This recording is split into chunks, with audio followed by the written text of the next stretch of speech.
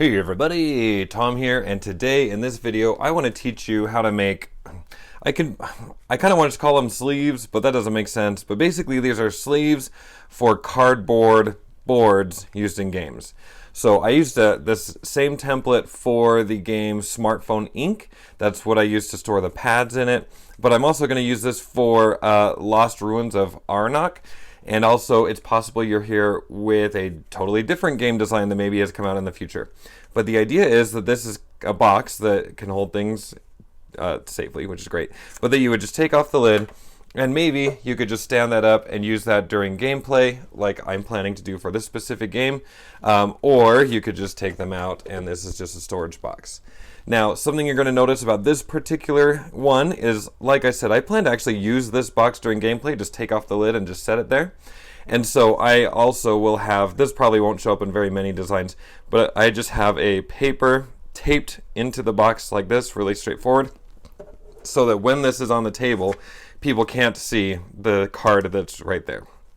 Anyway, this is a really simple design. I'm going to show you how I did it and give you some tips along the way because it is so simple. But basically what we're going to need for this design is we're going to need some scissors. Probably nice to have a cutting board or whatever that's called, a paper cutter. And, you know, I'm a little crazy, so I'm going to use two different types of tape, but you could just use one. I'm going to use this one here. I think this one's called invisible tape. It's invisible on white paper, and you can see it's kind of matte. And then I'm going to use this one that's glossy and clear. This is called, I think, transparent tape. And I usually use this kind of tape when I'm taping on a colored surface. So essentially this tape is going to go inside the box, and those couple of places I tape on the outside of the box, I'm going to use the other tape. But you can just use your tape, whatever tape you want. Alright, so what you need to do is you need to print off this design. I just use normal cardstock, and when I say normal, I mean I don't even know what weight this is. It's not particularly sturdy or anything like that. It's just cardstock that I found at Walmart, a really cheap pack for $5. So nothing fancy going on here. I always try to do my designs so you print them just on single-sided paper. And what you're going to see here is these are the two parts. We've got the lid and the base. Now, the outline of my designs are always solid, and so what I'm going to have you do before we get going too far is to probably use a paper cutter and go ahead and cut out these two rectangles as the outside shapes. Now, I have a tripod right here, so it's really awkward for me to use the paper cutter around the tripod, so I'm going to go ahead and do that. Maybe you could pause the video and do that as well so you can follow along and come right back here when you're ready. Okay, so welcome back. Now, if you're at this point, basically you're going to have two parts, the lid and the base, as I mentioned before, and these are identical designs. It's just basically rotated. Okay, so what I'm going to do is we're just going to go ahead and make the base. It's the bigger one, so it's going to be easier for me to show you things that I do. Now, if you've worked with any of my other designs before, you know that my recommendation is almost always to do all of your cutting first and then do your folding. With this specific design, I'm actually going to recommend that we do two folds first, then do a bunch of cutting, and then we're going to finish up with some more folds, just because of the nature of what this thing is. So once we've cut out the outline, essentially what I want to say is that dotted lines are going to be our cut lines, and then solid lines are our fold lines. So the two folds I want to do first are this one right here along the top, and I know that we're going to end up cutting this here, but this one along the bottom. It's just going to save us a couple steps later on. So what I like to do is I like to turn this thing upside down, and then I know it's about this thick, so I'm going to just basically turn it upside down and pull this paper until I see that fold line, and then I'm going to start to crease it. So I'm just pulling it down. I see the fold line, so I put in the crease. Maybe I usually kind of hit one in the middle and then hit the sides and whatever. It's just folding paper. So once I know around where that line is, I usually just take my thumbnail, run it across to make sure it's nice and crispy. Okay, and then we're going to do the same thing on this side over here. Okay, so just bring it down. Oh, there's my fold line. So we kind of make sure it's in place, and once it is in place, fingernail that thing down. Okay. Now, essentially what we're going to do now is make all of our cuts. So we did our first two folds, we're going to make our cuts. For the most part, we're just going to be cutting along these dotted lines, but you may have seen that there are some places with dots. I'm going to explain what those dots are, but basically those are going to be small triangles that we want to cut out. So let's start on this side. I could just do cut, cut, cut, and then cut out these triangles, but let's just do it at the same time. And here's what I mean by that. So I see a dot here. I want to just cut this thing at an angle like that. I'm basically cutting a V over here, and I'm going to cut a V right here. Now this V cutting isn't required. I mean, none of it's required really, but this is going to help with some of our folds and taping later on. Just makes it a little cleaner. And then over here, I know that this needs to end up as a V because I can see the dot there, and we're going to go ahead and cut on this dotted line like that. Okay, this side, you can see there's no dots here, so I'm just going to cut on the dotted line like that.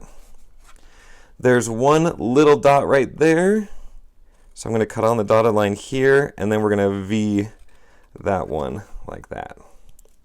No dots here, so I'm just going to cut on the dotted line. So I'm using the word dots in different ways, and that's confusing, I'm sure. No extra dot there, so just on the dotted line, but then there is a dot there, so I'm going to go ahead and cut a V. Okay, so let's clear this stuff out. We're all done with our cutting. Now we're going to flip it over, and we want to fold on each one of these spots here. So again, I like to go upside down and use your cut marks, especially those V's are going to help out a lot. And we're just going to bring it over, make sure it's as close as possible, crease it. Bring it over and make sure it's as close as possible and crease it. Keep going. There's another fold line right there. Crease it. And one right here.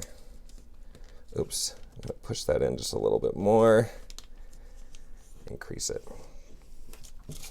All right. So we are now done with our cuts and our folds. It's time to assemble. The first thing we're going to do for these is, let me see if I could show you. Essentially, I tried to make sure that this was smooth and not just like paper that can cut. And so what we're going to do is we're going to fold.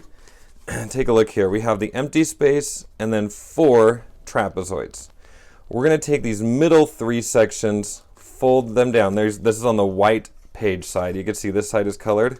We want these ones there on the white side here.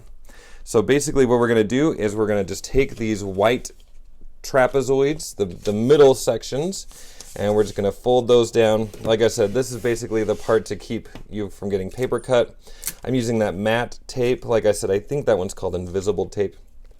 We're just going to take these 3 sections and just fold them down and tape them. Oh, that tape wasn't long enough. Something like that. Okay. Notice I'm leaving this one up.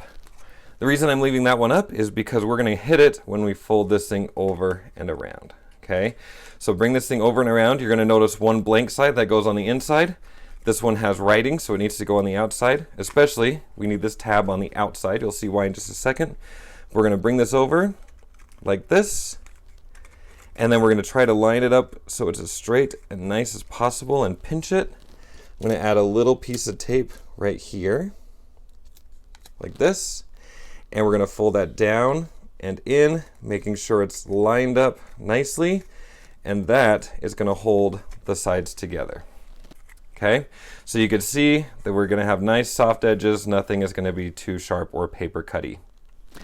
Okay, now we're going to have 4 more tabs here, and you're going to notice most of them are colored. There's one white one, this extra one from this double layer here. So the way I like to do this is I like to put the white one down first. And then you're going to find the tab that says this one under. We're going to put that one next. Okay, and it means this one goes under this one essentially. So white one first, then this one under next, and then we're going to hit the 2 sides. The reason we cut those angles is so they don't jut out when we bring this final side down. And one thing you want to be careful of is that this side doesn't like jut out like that. Okay. So I'm going to kind of hold this closed, especially on this side. I'm going to hold it closed with I'm pinching it on the inside. And because I'm going to be taping on the outside of this box, I like to use this glossy kind. It's less visible than the other kind on a printed side. So I'm going to lay that down, push it in, and now that's good.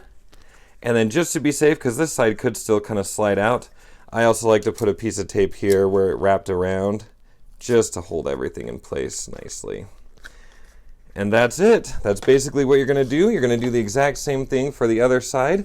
Like I said, if you wanted to add this, it literally is just a page that looks like that tile. So you could cut that out. I just also cut out the shape on top, but not necessarily on the bottom, if you can see that in there. Anyway, and then the lid is constructed in the exact same way. Go ahead and throw the lid on, and you have yourself a sleeve that's going to hold these thicker cardboard components really nicely. All right, thank you guys for watching.